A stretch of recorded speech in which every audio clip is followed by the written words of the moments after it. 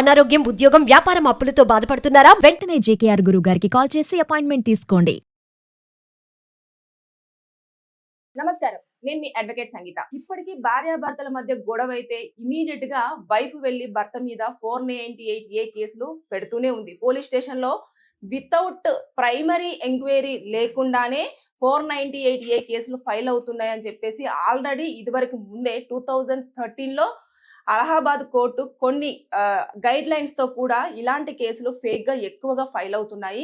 దాన్ని పోలీసులు ఖచ్చితంగా ఎంక్వైరీ చేయాలి, నిజమా కాదా అనేది తెలుసుకున్న తర్వాతనే FIR చెయ్యాలి అని చెప్పేసి ఆల్రెడీ ఎప్పుడైతే అలహాబాద్ హైకోర్టు ఉందో హైకోర్టు అర్నేష్ సింగ్ అనే ఒక కేసులో కూడా చెప్పడం జరిగింది. కొన్ని గైడ్ లైన్స్ ఇచ్చారు, అయినా కూడా అవి పాటించకుండా మళ్ళీ అలాంటి కేసులు ఎక్కువగా పోలీస్ స్టేషన్ లో ఫైల్ అవ్వడం వల్ల రీసెంట్ గా సుప్రీంకోర్టు కూడా ఒక కేసులో ఈ అర్నేష్ సింగ్ కి ఇచ్చిన జడ్జిమెంట్ ను బేస్ చేసుకొని ఆల్రెడీ ఇదివరకే మేము ఎన్నోసార్లు చెప్పడం జరిగింది. ఈ 498A కేసు అనేది భార్యలు దుర్వినియోగం చేస్తున్నారు.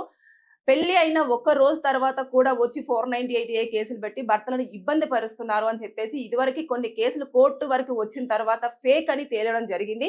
అయినా కూడా పోలీస్ స్టేషన్ లో సరిగ్గా ఎంక్వైరీ చేయకపోవడం వల్లనే ఈ కేసులు ఎక్కువ స్థాయిలో ఫైల్ అవుతున్నాయి అని చెప్పేసి సుప్రీంకోర్టు పోలీసుల పైన మండిపడడం జరిగింది. అయినా కూడా పోలీసులు ఈ అమ్మాయి ఏడ్చుకుంటూ వెళ్ళి ఇలా నా హస్బెండ్ నన్ను ఇలా ఇబ్బంది పెట్టాడు, నన్ను అరెస్ట్ చేస్తున్నాడు, మెంటల్ గా టార్చర్ చేస్తున్నాడు, శారీరకంగా ఇబ్బంది పెడుతున్నాడు అనగానే ఇంకా ఆ అబ్బాయి పైన తర్వాత నెక్స్ట్ వాళ్ళ ఫ్యామిలీ మెంబర్స్ పైన 498A కేసు. అంటే ఇప్పుడు మనం పాత కేసునే ఇంకా ఇప్పటికీ కూడా IPC సెక్షన్ 498A అనే ప్రొనౌన్స్ చేస్తున్నాం. కానీ యాక్చువల్ గా 2023లో కొత్త చట్టాలు ఎప్పుడైతే వచ్చాయో అప్పుడు ఆ కేసుని కూడా BNS 85 కింద కన్సిడర్ చేశారు. అయినా కూడా అది ఎక్కువ మందికి తెలియదు కాబట్టి నేను 498A అని మెన్షన్ చేస్తున్నాను. బేసిక్ గా అయితే అది BNS 85 కింద వస్తుంది. అయితే దాంట్లో చాలా మంది చాలా సఫర్ అవుతున్నారు. ఊరికేనే వెళ్ళి ఇప్పుడు మొన్న సుప్రీంకోర్టులో కూడా ఒక అమ్మాయి ఏంటి, పోలీసులు ప్రైమరీ ఎంక్వైరీ ఏం చేయకుండా ఇంకా ఆవిడకున్న ఇన్ఫ్లుయెన్సో లేకపోతే వారికి ఆవిడ చెప్పిన విధానమో ఏంటో తెలియదు కానీ ఆవిడ ఒక మంచి డాక్టర్ పొజిషన్ లో ఉంది. తర్వాత నెక్స్ట్ ఒక కంపెనీలో MDగా కూడా వర్క్ చేస్తుంది. అయినా కూడా ఆవిడ హౌస్ వైఫ్ అని చెప్పేసి అందులో మెన్షన్ చేసి హరాస్ చేస్తున్నాడు హస్బెండ్ అని చెప్పేసి కేసు ఫైల్ చేసింది. ఇది 498A DBC పెట్టిన తర్వాత పోలీసులు ఎలాంటి ఎంక్వైరీ లేకుండా దాన్ని ఛార్జ్ షీట్ చేసేసి కోర్టుకి పంపించడం జరిగింది. పంపించిన తర్వాత కోర్టుకు వచ్చిన తర్వాత ఏదైతే పబ్లిక్ ప్రాసిక్యూటర్ ఉంటారో వాళ్ళు మొత్తం ఎంక్వైరీ చేసిన తర్వాత ఆల్రెడీ ఈ అమ్మాయి ఎవరైతే ఉన్నారో ఆవిడ హౌస్ వైఫ్ కాదు, ఆవిడ ఆల్రెడీ జాబ్ చేస్తున్నారు.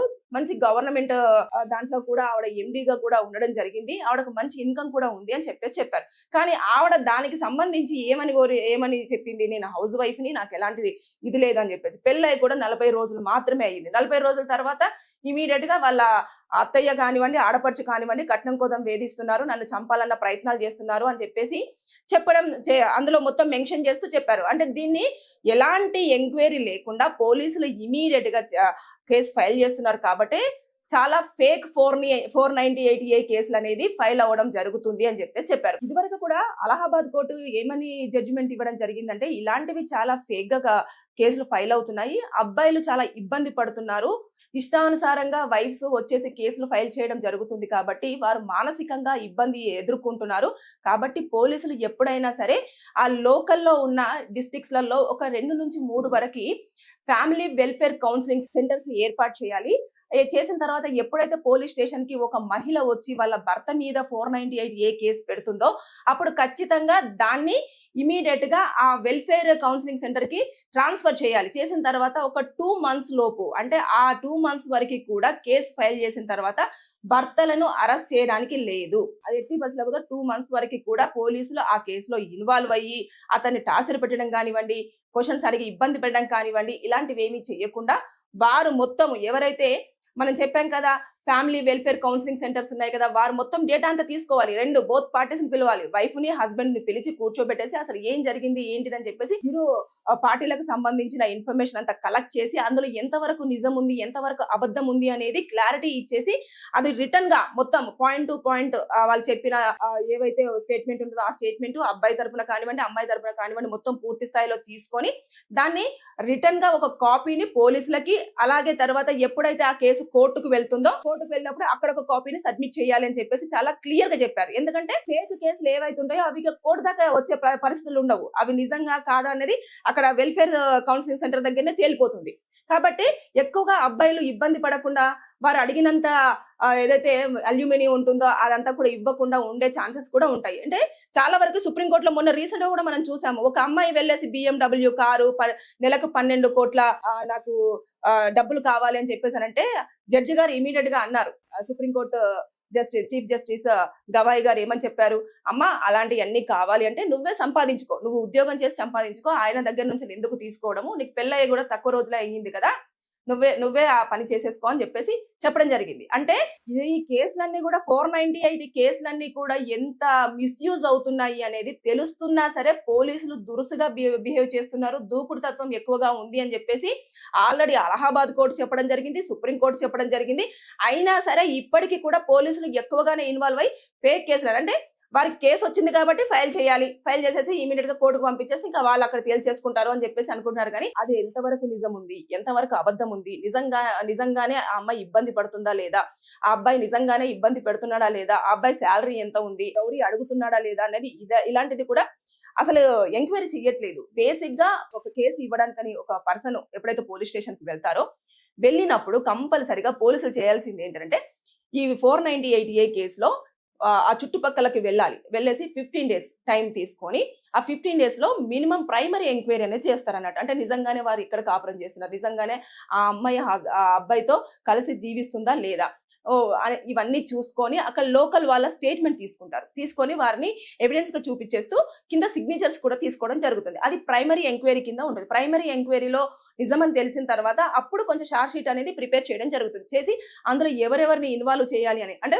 వెళ్ళింది. ఇప్పుడు అమ్మాయి ఏం చేస్తుంది, ఎవరుంటే హస్బెండ్ వాళ్ళ మదరు, ఫాదరు, సిస్టరు, బ్రదర్ ఇల్లా, సిస్టర్ ఇల్లా, ఇలాంటి వాళ్ళందరినీ కూడా కుటుంబ సభ్యుల్లో ఉన్న ఒక 10 మంది కానివ్వండి, 15 మంది కానివ్వండి, ఎంత మంది ఉంటే అంత మంది మీద ఈ 498A కేసులు అనేవి ఫైల్ చేస్తూ ఉన్నారు. దీనివల్ల ఏమవుతుందంటే చాలా మంది ఇప్పుడు సంబంధం లేని వాళ్ళు కూడా ఆ కేసులో ఇన్వాల్వ్ అవ్వాల్సిన పరిస్థితి వస్తుంది. అంటే ఈ మిస్యూజే ఎక్కువగా 498 కేసుల్లో జరుగుతున్నాయి అని చెప్పేసి కోర్టులో ఆల్రెడీ తేల్చడం జరిగింది. తేల్చిన తర్వాత కూడా పోలీసులు దీని మీద ప్రైమరీ ఎంక్వైరీ లేదు కాబట్టి డిస్ట్రిక్ట్స్ లలో కంపల్సరిగా మీరు ఫ్యామిలీ వెల్ఫేర్ కౌన్సిలింగ్ సెంటర్స్ ని పెట్టండి, అక్కడికి మీరు కేసుని రిఫర్ చేయండి. చేసిన తర్వాత 2 నెలలు అలా పరిధి అలా గడువు 2 నెలలు, ఆ 2 నెలల్లోనే మొత్తం కేసుకు సంబంధించిన పూర్తి డీటెయిల్స్ అన్ని కూడా సేకరించేసి అంత చేసిన తర్వాత పోలీసులకి హ్యాండ్ ఓవర్ చేయాలి. అప్పుడు నిజమైతేనేమో ఆ అబ్బాయిని తీసుకొచ్చి కోర్టులో సబ్మిట్ చేయాల్సి ఉంటుంది. అంతేకాని ప్రొడ్యూస్ చేయాలి, కోర్టులో ప్రొడ్యూస్ చేసేసి ఇలా జరిగిందండి, ఇది మేమంతా ప్రైమరీ ఎంక్వైరీ చేసాము, ఫ్యామిలీ వెల్ఫేర్ వాళ్ళు కూడా చూశారు, 2 నెలల టైంలలో కూడా మేము ఈ ఎవిడెన్స్ అన్ని కూడా కలెక్ట్ చేయడం జరిగింది, మాకు ఇక్కడ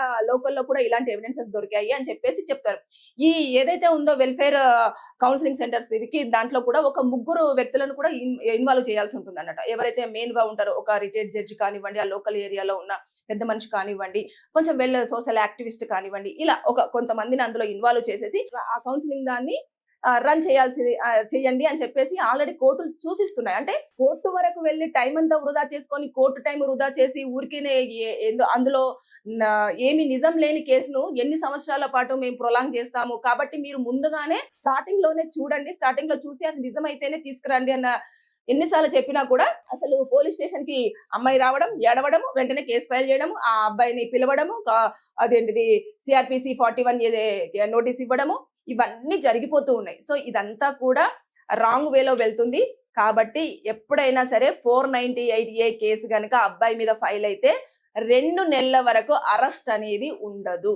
ఎట్టి పరిస్థితుల్లో కూడా ఆ 2 నెలల్లో కూడా మనం ఇందాక మాట్లాడుకున్నట్టు ఫ్యామిలీ వెల్ఫేర్ కౌన్సిలింగ్ వాళ్ళు మొత్తం డీటెయిల్డ్ గా వారు ఒక నివేదికను ప్రిపేర్ చేసి అది పోలీసులకు సబ్మిట్ చేసిన తర్వాత దాన్ని బేస్ చేసుకొని అతన్ని తీసుకెళ్లి కోర్టులో ప్రొడ్యూస్ చేయాల్సి ఉంటుంది. ఇది ప్రాసెస్.